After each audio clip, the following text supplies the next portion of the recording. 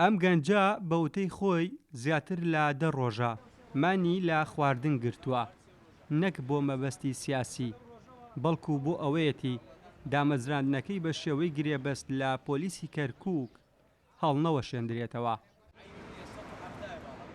لە کاتی برسیبوونی زۆریشی تەنها هەندێک لەو خۆراکانە دەخوات کە دەبێتە هۆی دابەزاندنی کێشی لەشی.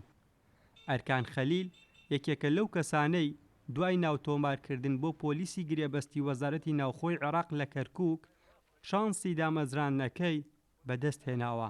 ئەوەی لە هاوڕێکانی جای کردووەتەوە بۆ تا کۆسپ و ئاستەنگ لە بەردەم دامەزراندنەکەی زۆری کێشی لەشێتی کە 113 کیلۆیە. مانجی حەوت تەقدیم کرایەوە لە کەرکووک، این وزارەت داخلیە تەقدیمم کرد، ناوم هاتەوە لە بەغاوە، ڕۆشتم بۆ ئەکادمیا، لە ئەکادمیا منیان وەزن کرد و درێژەکەم 170 بۆ عیبی نەبوو، وتی ئەبێ چێشت داگری. 3 ڕۆژ مهلەتی دا بە من، یعنی لەو 3 ڕۆژە 36 کیلۆ چۆن داگرم.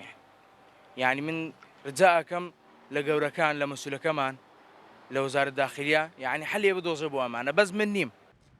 خەونی ئەرکان ڕزگاربوونیەتی لەو کارانەی پێشتر ئەنجامی داوە بۆ دابینکردنی بژێوی ژیانی کە دوایین کاری دلیڤەریە لە ناو گەڕەکەکانی کەرکووک.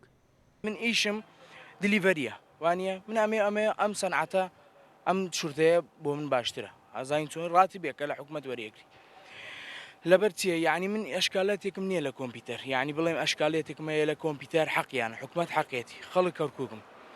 دوو یعنی هین وەزنەکە بێ حەلێ بدۆزن، یعنی من ڕاستەستە تەعین بووم، حکومەت وتی وەرە دەوام کە ڕاستن چەکم ناداتێ سلاحم ناداتێ بڕۆ دەوام کە دەورە هەیە لە پێشم 3 مانگ لە 2 مانگە بێ لە ئەکادمیا دەورە بکەم ڕابکەم. لە ئێستادا لە نێوان مەرج و ڕێنمایی وەزارەتی ناوخۆ و هەوڵەکانی ئەرکان بۆ خۆلاوازکردنی نازانرێت ئاسۆی دامەزراندنی ئەرکان بەکوێ دەگات، ئەگەرچی وەکو خۆی دەڵێت خوازیارە لە خەونی دامەزراندنی بێبەش نەکرێت بەهۆی زۆری کێشی لەشێوە کە هەوڵ دەدات بە هەر ڕێگایەک بێت کێشی لەشی دابەزێنێت.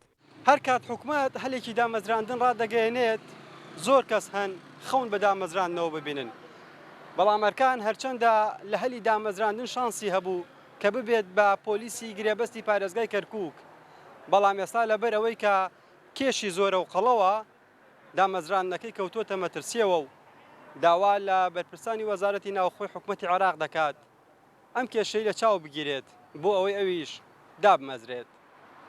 ئاسۆ ئەحمەد کورسات نیوز، کەرکووک.